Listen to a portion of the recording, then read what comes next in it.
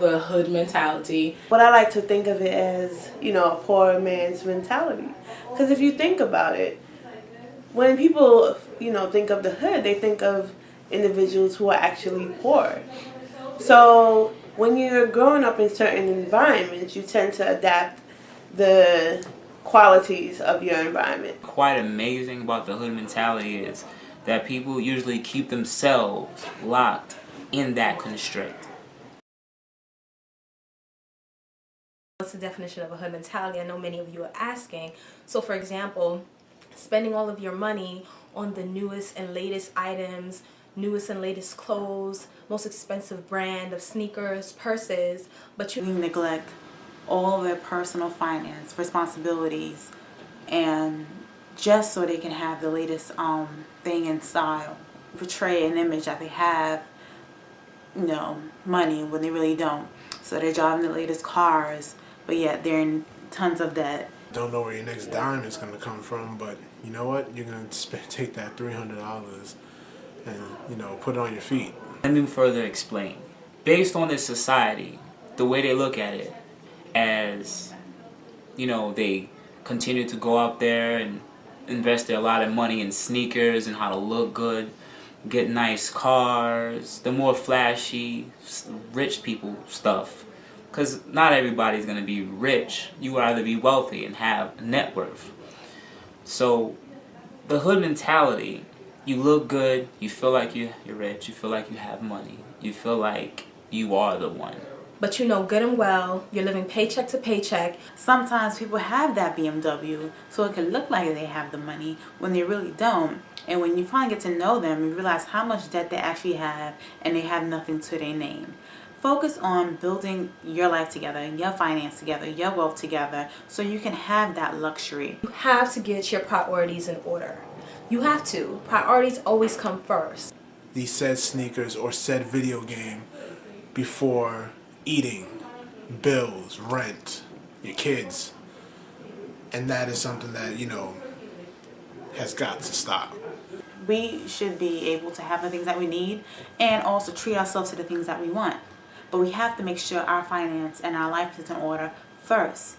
I grew up in Bed-Stuy. I lived in East Flatbush for years, and trust me, it's about having the finer things in life and wanting more for yourself. But at the same time, you have to live within your means. But the whole goal of living with your parents is so you can get your life in order, so you can go and accomplish your own goals and your own dreams and have your own things. Your priorities, you make sure your bills are in order, your debts are cleared, or you're paying on your debts, you're taking care of your children, supporting your family, and then with the spare change you may have left over, your spare money, then you splurge a little bit and you take those vacations. But have your priorities in order. Don't make it a priority to go to Miami for Carnival, live it up, and then you come back and you have no money to take care of what you need to take care of. Who is feeding you this concept? Who is telling you that you need to be able to have the latest things and that's what will make you in? Where did this mentality come from? Because we didn't always think like this as a people. We didn't always act this way. Our focus wasn't always the latest name brands and the most expensive purse on our arm. That wasn't always our mentality. So we really got to question, where did this mentality come from? Where did it develop from? And how can we correct it? As we look at the hood, as it's called, and its progression throughout the years, you really start to see in the history that, some things wasn't, we didn't come, the hood mentality that exists didn't come this way by accident.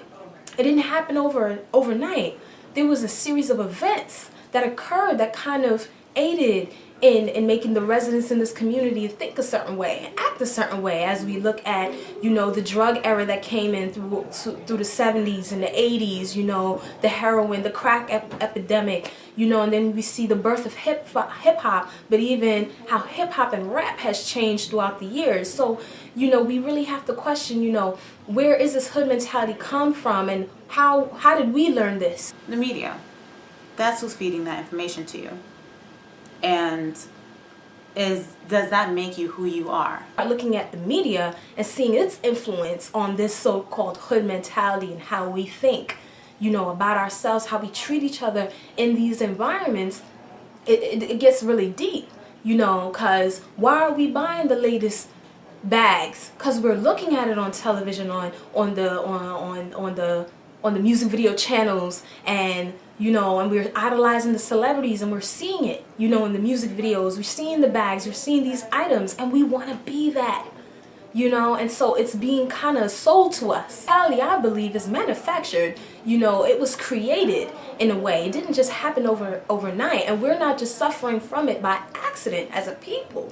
So as we start coming together and becoming more consciously aware and questioning ourselves, well, why do I talk this way? Why do I carry myself this way? Why do I have to roll my neck and smack my tongue every time I talk? You know, why do I have to do those things? We start seeing where we're learning it from. We watch our sisters, our mothers, and you know, we really start to question it. It gets really deep. So we need to start having more conscious conversations and holding ourselves accountable. Like, you know what? When I watch these things, I don't need to try to be like that or emulate what I'm seeing on television. All we gotta do is just be ourselves, you know? A father that pretty much was poor when he was growing up, but he was able to rise above his surroundings.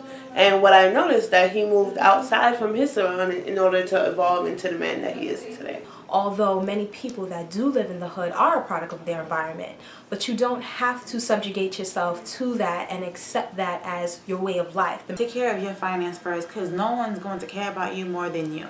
The Lord, of course, cares about you, but no one's going to care more about you on this earth than you are. So even if you're trying to keep the appearance of having this type of lifestyle, this type of money, but behind the scenes you're really struggling, you're only hurting yourself. In order to change your mentality, you have to change your environment, in my opinion. Even though you live in the hood, you do not have to be a product of your environment. And my name is Mrs. Davis Williams. Trap master. So I'm C. Davis. So my name is Samantha. My name is Avery Green. Miss Phillips. Have a great day, y'all. Peace and blessings. Back in the day, I was a young little nigga with a dream for polo jeans and heel figures. But as I got a little bit bigger, found out when you die, you can't take those with you. So now I think about essentials, things that I need in the sentimentals. Know all the problems that I get into are supposed to be, they ain't accidental. No way. So what I'm gonna do? That's the question I see messing with my mental. Making these songs to these instrumentals don't fulfill me on a personal level. Understand I love doing this, but in the back of my mind, I mean far back in my mind, I'll be like, bump this shit. Is this where my future lies? I gotta be free. I gotta be bumping. I gotta be me. I gotta be something. I gotta be happy. I gotta be happy.